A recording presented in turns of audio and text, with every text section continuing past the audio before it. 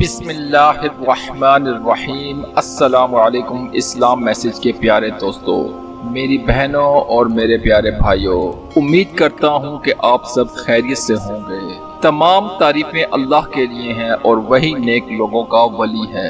میں گواہی دیتا ہوں کہ اللہ کے سوا کوئی بھی معبود برحق نہیں، وہ یکتا ہے، اس کا کوئی شریک نہیں، وہی ایک صرف مشکل کشا اور حاجت روا ہے، وہی دعاؤں کو قبول کرنے والا اور وہی سب مخلوقات کا معبود برحق ہے۔ اور میں یہ بھی گواہی دیتا ہوں کہ ہمارے نبی محمد صلی اللہ علیہ وسلم اللہ کے بندے اور اس کے رسول ہیں۔ یا اللہ ان پر، ان کی آل اور تمام صحابہ اکرام پر رحمت، سلامتی اور برکتیں نازل فرما، آمین۔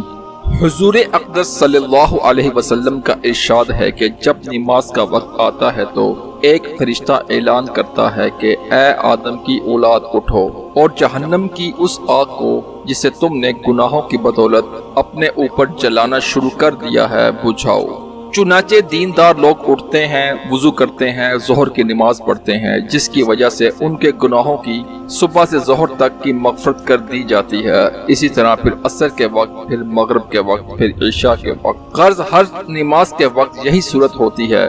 عشاء کے بعد لوگ سونے میں مشغول ہو جاتے ہیں، اس کے بعد اندھیری میں بعض لوگ برائیوں، زناکاری، بدکاری، چوری وغیرہ کی طرف چل دیتے ہیں، اور بعض لوگ نماز، وظیفہ، ذکر وغیرہ کی طرف چلنے لگتے ہیں۔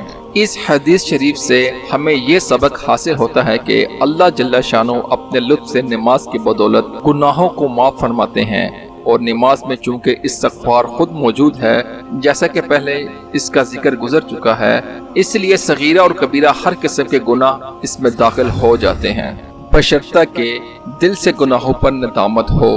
اور حضرت سلمان رضی اللہ تعالی عنہ ایک بڑے مشہور صحابی ہیں، وہ فرماتے ہیں کہ جب عشاء کی نماز ہو جاتی ہے تو تمام آدمی 3 جماعتوں میں تقسیم ہو جاتے ہیں۔ ایک وہ جماعت ہے جس کے لیے یہ رات نعمت ہے اور کمائی ہے اور بھلائی ہے، یہ وہ حضرات ہیں جو رات کی فرصت کو غنیمت سمجھتے ہیں، اور جب لوگ اپنے اپنے راحت و آرام میں سونے میں مشغول ہو جاتے ہیں تو یہ لوگ نماز میں مشغول ہو جاتے ہیں، ان کی رات ان کے لیے اجر و ثواب بن جاتی ہے۔ دوسری وہ جماعت ہے جس کے لیے رات وبال ہے، عذاب ہے، یہ وہ جماعت ہے جو رات کی تنہائی اور فرصت کو غنیمت سمجھتی ہے اور گناہوں میں مشغول ہو جاتی ہے، ان کی رات ان پر وبال بن جاتی ہے۔ تیسری وہ جماعت ہے جو عشاء کی نماز پڑھ کر سو جاتی ہے، ان کے لیے نہ وبال ہے، نہ کمائی ہے، نہ کچھ گیا نہ آیا۔